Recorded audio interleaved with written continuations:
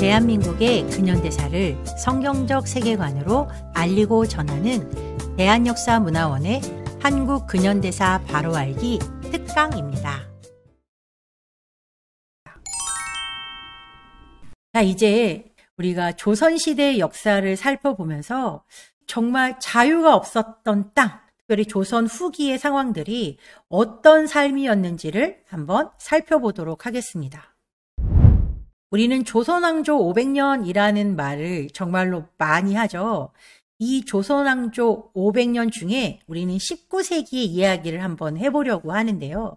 19세기는 정조대왕의 죽음으로부터 시작했다고 보시면 됩니다. 1800년이 되었을 때 조선의 22대 왕이었던 정조대왕이 죽음을 맞이하게 되죠. 정조대왕이 사망하고 난 이후에 왕으로 세워졌던 사람들은 대부분 어린 왕들이었습니다.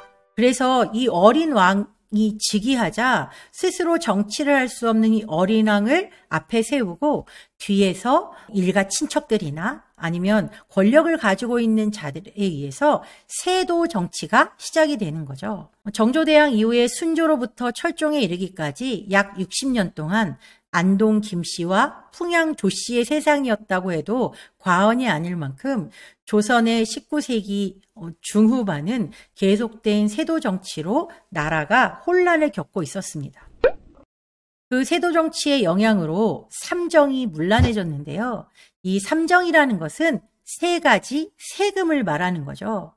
조선의 백성들에게 쥐어졌던 이 아주 무거운 세 가지 세금은 바로 전정, 군정, 한곡이었습니다.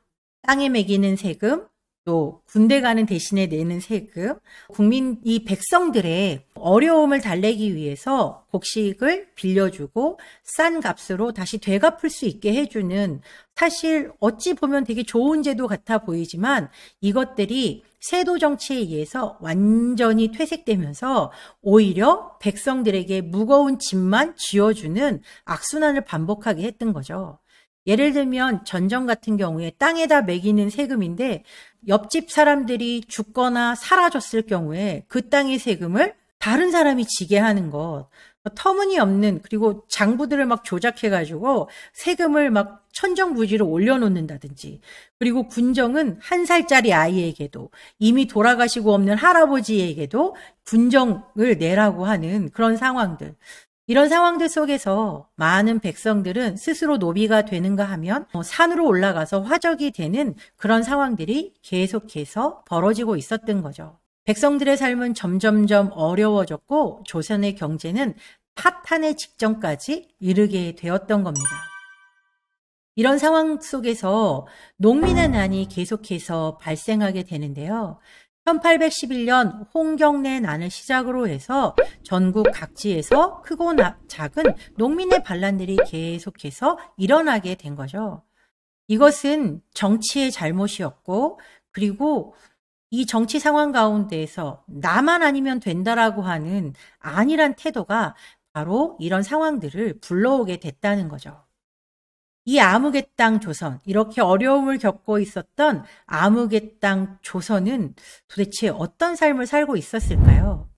이 그림을 보니까 소 위에 큰 나무 틀이 씌워져 있는 것을 보실 수 있을 거예요. 이것을 우리가 멍에라고 부르죠. 이 멍에라는 것은 밭을 갈거나 아니면 물건을 싣고 갈 때 밭을 가는 기구나 또 마차 같은 것을 끌고 가는 힘을 지지해 주기 위해서 소나 말의 목에 거는 지지대를 말하는데요. 이 지지대의 무게는 적게는 20kg 이상 아니면 40kg가 넘는 것도 있다고 하죠. 사실 이 멍에 하나만 쥐고 있는 것으로도 엄청난 고통이었을 것 같아요. 이것은 짐승들에게만 해당되는 것이 아니었고 눈에 보이지 않지만 조선시대의 백성들에게도 이 종의 멍에가 메워져 있었다는 거죠. 도대체 조선 백성들에게 씌워진 종의 멍에는 어떤 것들이 있었을까요? 왕정제도가 있을 거고, 신분제도, 또 우상숭배, 또 음란과 여성천대, 질병과 가난, 무지와 문맹, 사실 이것보다도 더 많은 종의 멍에가 존재했을 거예요. 지금 이 시간에는 왕정 제도의 멍해가 도대체 백성들에게 얼마나 무거운 멍해였는지를 살펴보도록 하겠습니다. 조선은 왕이 주인인 나라였어요. 지금 우리가 사는 대한민국은 국민이 주인인 나라죠. 그래서 우리가 뭐 사극을 보거나 역사적인 영화를 보고 그럴 때 우리는 그다지 불편함이 없이 그 영화들을 볼 수 있어요. 왜냐하면 우리가 바로 이 나라의 주인이기 때문에 그런 거예요. 그냥 옛날에는 저랬지 라고 할 수 있겠지만, 그러나 사실 조선시대에 살던 사람들은 그렇게만 살 수 있는 상황은 아니었던 거죠. 태조부터 시작해서 고종에 이르기까지 26명의 왕이 세워졌습니다. 그런데 이 태조부터 시작해서 고종에 이르기까지 이들의 공통점이 하나가 있는데요. 그 공통점은 바로 성씨가 이씨였다는 거예요. 그래서 우리는 2조 500년, 뭐 그렇게 이씨 500년, 뭐 그런 이야기들을 많이 하잖아요. 한마디로 말하면 이 왕의 지위는 세습되는 왕이었다는 걸 우리가 알 수 있게 되는 거죠. 아버지가 아들이었으니까 아들이 당연히 왕이 되는 그런 구조였다는 거예요. 능력 있는 사람이 통치권을 가지는 것이 아니라 그저 아버지가 왕이었기 때문에 아들도 손자도 그 다음 때도 왕이 됐었다는 거죠. 그리고 이 왕들의 마음속에는 이 나라가 절대로 백성을 위한 나라가 아니라 나 자신, 왕을 위한 나라라는 그런 생각을 가지고 있었다는 거예요. 그런데 문제는 이 왕이 선하고 훌륭한 생각을 가진 왕이라면 별 문제가 없었겠지만, 그러나 간혹 정말 악한 왕들이 많이 등장하잖아요. 그러니까 그런 왕들이 세워졌다고 생각하면 그 고통은 고스란히 백성의 몫이 된다는 게 문제였던 거죠. 1864년 1월에 철종이 사망을 하게 되고 대원군과 조대비의 계략으로 흥선대원군의 둘째 아들인 이명복이 철종의 양자로 입적되어서 왕으로 추대되게 되죠. 바로 그가 고종이라는 왕이었습니다. 조선시대, 그러니까 조선이라는 이름을 가진 나라의 마지막 왕이자 대한제국의 일대 황제로 즉위하게 되는 이 고종은 11살의 나이에 왕위에 즉위를 하게 되는데요. 처음부터 그가 정치를 한 것은 아니었고 그 당시에 약 10년 동안은 아버지였던 흥선대원군이 그 당시에 조선에 흐르고 있던 여러 가지 부패한 상황들을 개혁하면서 10년을 대리 통치하는 기간을 가지게 되죠. 쇄국 정책이나 기독교를 탄압하는 것 등의 실수를 저지르기도 했던 흥선대원군이지만 사실 그가 조선의 뿌리 깊은 여러 가지 폐습들을 개선해 나간 것은 사실이었거든요. 아버지의 그런 점은 좀 닮았으면 좋았을 뻔했는데 고종은 그렇지는 못했습니다. 고종은 1873년 11월 4일에 친정을 선언하게 되죠. 아버지를 밀어내고 내가 진짜 왕의 지위에 오르겠다라고 하면서 내가 친정을 선언한다라고 하며 드디어 왕의 자리에 올라가게 되는 거죠. 그런데 그 사람의 속마음에는 그저 내가 제대로 된 정치를 해보겠다라는 것이 아니라 내 맘대로 할 거야 라는 마음들이 훨씬 더 컸던 것 같아요. 통치자가 된다는 것이 얼마나 큰 책임이 따르고 그 책임에 따라서 많은 무게의 짐을 짊어져야 된다는 것은 생각하지 않고 그저 내가 원하는 대로 사는 삶이 왕의 삶이라고 착각했던 것이 바로 고종이라는 왕이었습니다. 고종에 대한 평가는 이런 것들이 있는데요. 군사와 국방, 정세에 무능한 왕이었어요. 그래서 흥선대원군이 열심히 국방력을 강화했던 것을 다 허물어 버리는 그런 왕이 되어버렸죠. 그리고 국가의 안위보다 정권의 안위가 훨씬 더 우선이었어요. 나라가 어찌 되던 말던 나만 편안하면 돼 라는 그런 생각을 고종이라는 왕이 가지고 있었다는 거죠. 또 경제 무능? 정말로 이 경제적으로 어떻게 이 나라를 잘 먹고 잘 살게 할까? 그런 거엔 관심도 없었고 사치가 어마어마했죠. 그래서 그 사치를 메꾸기 위해서 관직을 팔아먹는 왕이 바로 고종이었어요.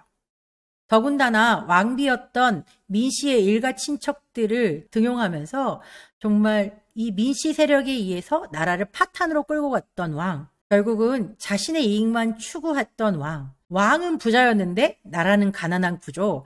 그런 구조가 바로 고종이 만들어낸 조선 말기였다는 것을 우리가 기억했으면 좋겠습니다. 조선을 망국으로 이끌어갔던 이 고종.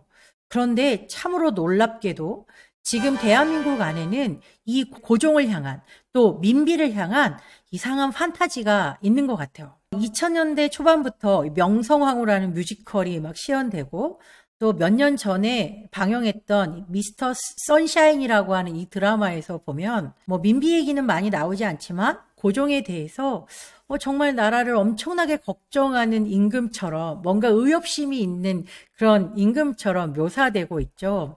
이 명성황후나 이런 드라마들에서 이들을 보는 관점은 뭐 조선을 위해서 목숨을 바친 왕비, 또 그리고 비운의 개혁군주, 힘이 없기 때문에 어쩔 수 없이 나라의 뺏김을 보면서도 어쩔 수 없었다.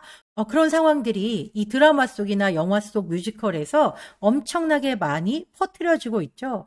명성황후는 드라마로도 나왔었는데 내가 조선의 국모다라고 하면서 장렬히 죽어가는 그런 장면들.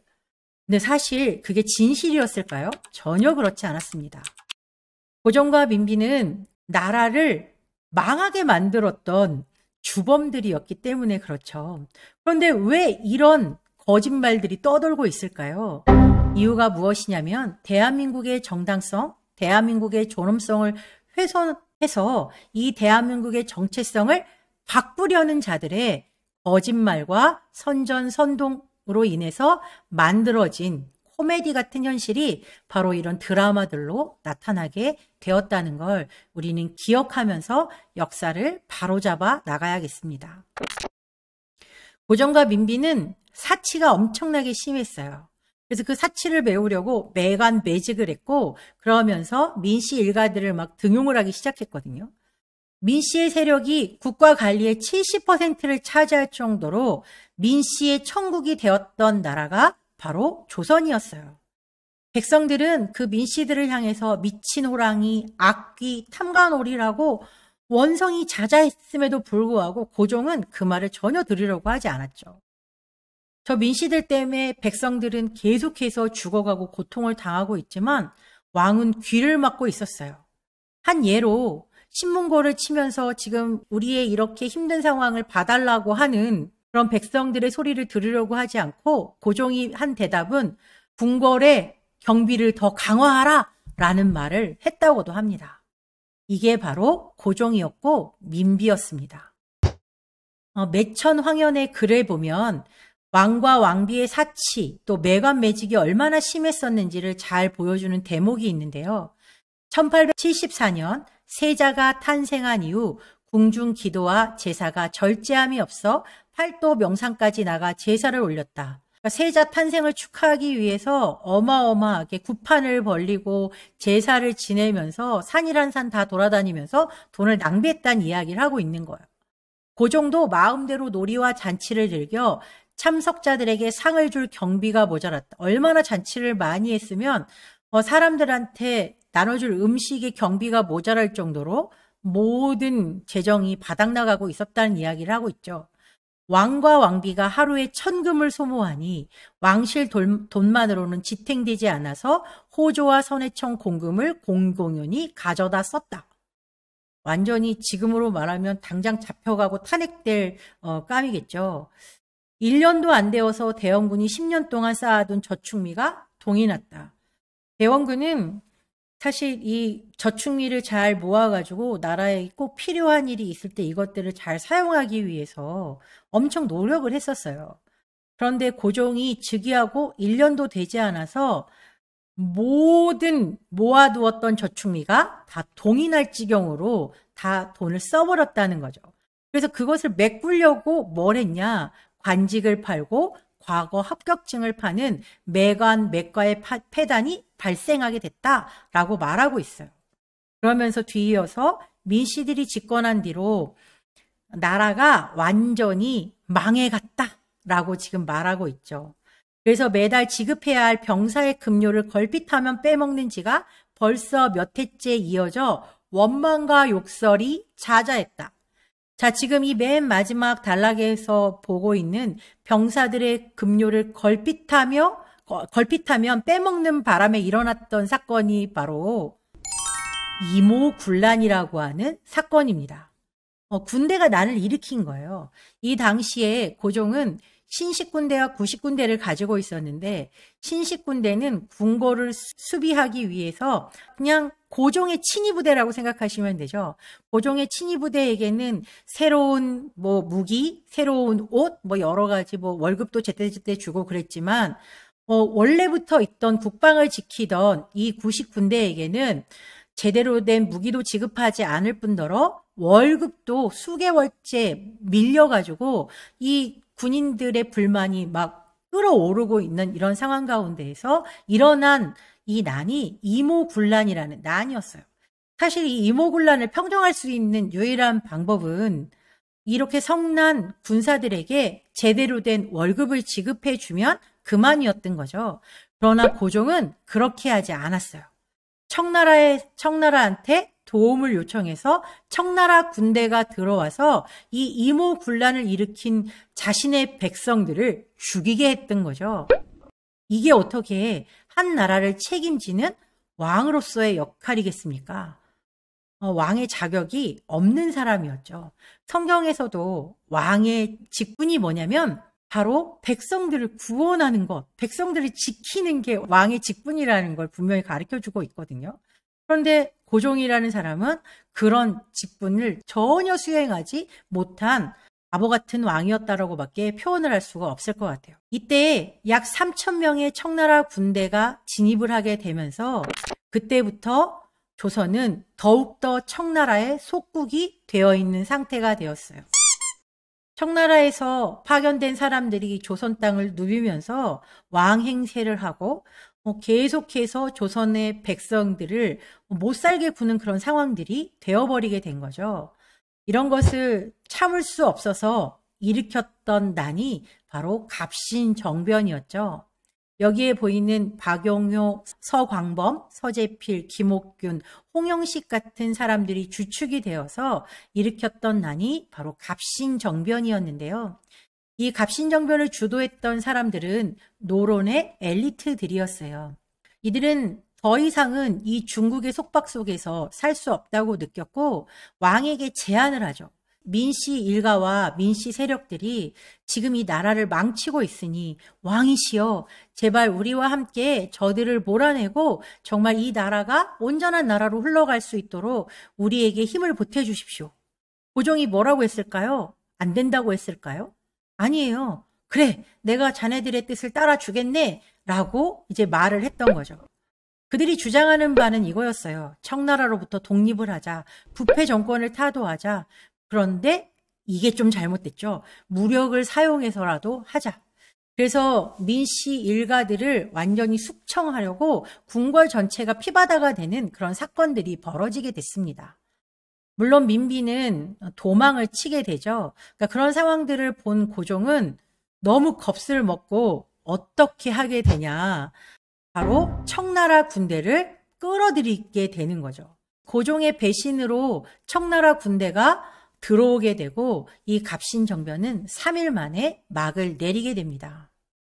근데 이 갑신정변을 도왔던 사람들이 누구였냐면 바로 일본이었기 때문에 이 청나라와 일본이 작은 충돌을 할 수밖에 없게 됐죠. 이 갑신정변이 끝나고 난 이후에 일본과 청나라는 조약을 하나 맺게 되는데요. 그 조약의 이름이 바로 텐진 조약이었어요. 이 텐진 조약의 주요 내용 중에 하나가 바로 청나라 군대가 조선에 무슨 이유로든지 들어오게 되면 일본도 들어올 거야 라고 하는 거였어요. 우리가 이런 것들을 잘 감안해서 정치를 잘 해나갔어야 되는데 고종은 그것을 잘 하지 못했죠. 결국 이 텐진 조약으로 말미암아서 청일 전쟁의 빌미를 제공하게 됐던 거예요. 알렌 선교사는 고종에 대해서 이렇게 이야기합니다. 구말리를 다니고 상하 4,000년 역사를 봤지만 대한제국 황제와 같은 사람은 처음이다. 이렇게 말했다고 하는 걸 보면 고종 가까이에서 있었던 사람으로서 이렇게 최악의 사람은 처음이다라고 하는 평가를 받는다는 것은 정말 수치스러운 일이 아닐 수 없죠. 나라가 어느 정도 안정을 찾는가 했지만 결국 백성들이 들끓어 오르기 시작했어요. 탐관오리들의 문제가 너무나도 심각했기 때문이에요. 그래서 이 탐관오리들의 문제가 너무너무 심각해서 일어났던 난이 바로 동학 농민난이었습니다. 동학밀난. 사람들이 요즘에 이 동학난에 대해서 마치 동학을 무슨 혁명처럼 이야기하는데 그것은 바른 역사가 아니라 탐관오리의 아주 못된 정치들의 행각 때문에 일어났던 동학밀난. 이 밀란을 해결하자면 방법은 아주 단순했어요. 탐관오리를 다 내어 쫓으면 그만이었는데 고종은 그렇게 하지 않았어요. 그리고 그는 아주 바보 같은 선택을 하는데 청나라 군대를 불러서 백성들을 잡으라고 말한 거예요. 그리고 그들을 향해서 괴수다라는 표현을 쓰고 있죠. 그래서 청나라 군대가 들어오게 되죠. 조선 땅으로. 그런데 아까 조금 전에 우리가 텐진조약 얘기를 했었잖아요. 그 텐진조약에 따르면 청나라 군대가 조선에 들어오면 일본 군대도 조선에 들어온다. 일본 군대 역시도 조선에 들어와서 일어난 전쟁, 바로 이것이 청일전쟁이었어요. 이 청일전쟁에 가장 결정적인 역할을 한 사람은 바로 고종이었다고 해도 과언이 아닐 것입니다. 왜냐하면 이미 텐진조약에서 청나라 군대가 조선 땅에 들어오는 순간 일본 군대도 들어온다고 하는 그런 조약의 사항들이 있었다면 국제 정세를 잘 살펴서 어떻게 우리가 이 난을 진압할 것인지 스스로 대책을 세웠어야 하는데 고종은 그러지 않았던 거죠. 이게 바로 조선이라는 나라의 마지막 왕이었던 고종의 실체였다는 걸 우리가 기억했으면 좋겠습니다.